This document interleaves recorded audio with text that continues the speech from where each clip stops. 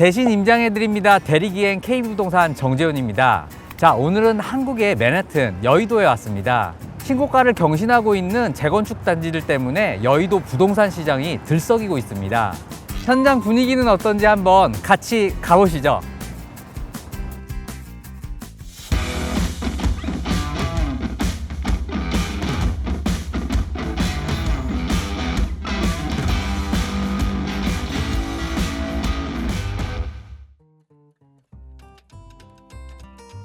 여의도는 강남이랑 시청이랑 더불어서 3대 업무지구죠. 대한민국의 경제, 금융 중심지이기 때문에 흔히들 IFC몰로 알고 있는 서울금융센터뿐만이 아니고 파크원센터 그리고 정경련회관까지 고층 건물이 즐비하게 있습니다. 이 금융기업을 중심으로 해가지고요, 상권이 형성되어 있다는 것도 여의도의 특징이라고 보시면 되겠습니다. 사실 여의도에서 주목할 부분은 또 따로 있는데요. 70년대에 지어진 노후 아파트들을 중심으로 9개 구역을 지정해서 입지 특성에 맞게 개발하는 방안을 추진 중인데요.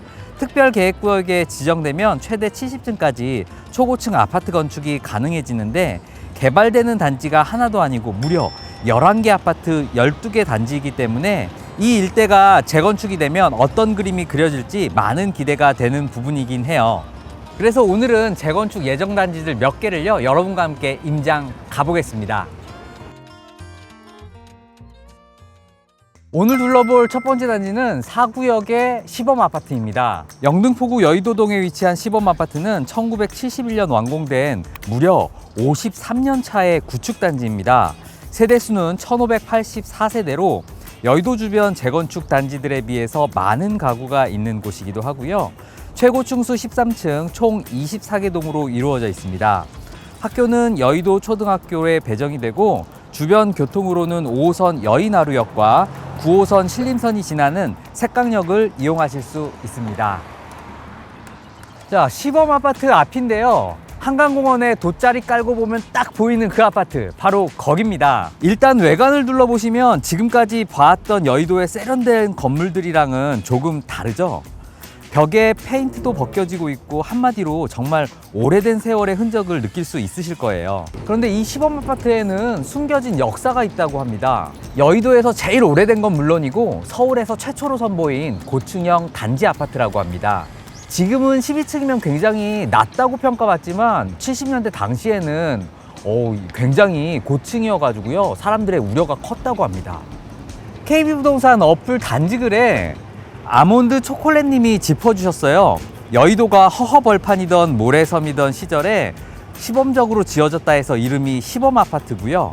그 당시에 엘리베이터가 지어진 최초의 아파트다.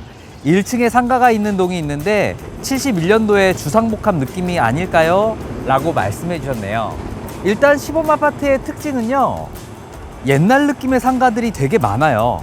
그런데 시장 저리 가라할 정도로 다 갖춰져 있습니다. 마트부터 시작해서 브랜드, 음식점들, 컴퓨터, 약국, 병원 업종도 굉장히 다양해요. 건너편으로는 63빌딩이 바로 옆이라서 근처 상권도 같이 이용하실 수 있다는 장점이 있습니다.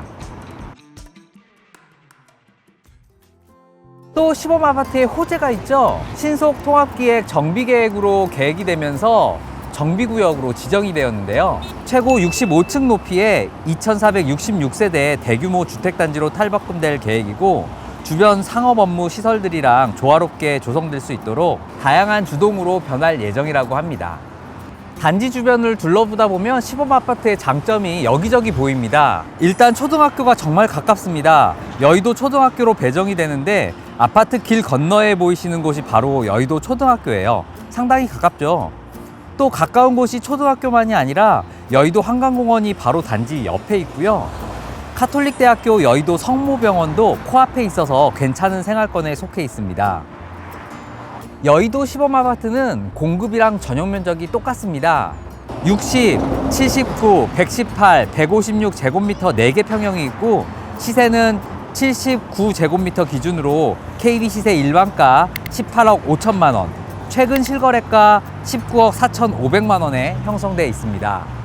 여기는 여의나루역에서 올라오면 딱 보이는 바로 그 아파트입니다. 1구역 모카 아파트인데요. 여의나루역이랑 한강공원, 고등학교가 집 앞에 떡하니 있어서 역세권, 공세권, 학세권 단지이기도 하죠. 모카도 77년도에 지어져서 연식이 정말 오래된 아파트지만 규모는 그리 크지 않아요. 312가구에 2개 동인데요. 단지가 크지 않다는 게 얘는 장점이 되겠죠. 주민들의 결속력이 어마무시해요. 조합 설립 때도 주민 동의율이 96%에 육박했고 신속통합 협의한 때도 무려 20일 만에 87%의 동의가 모였다고 합니다.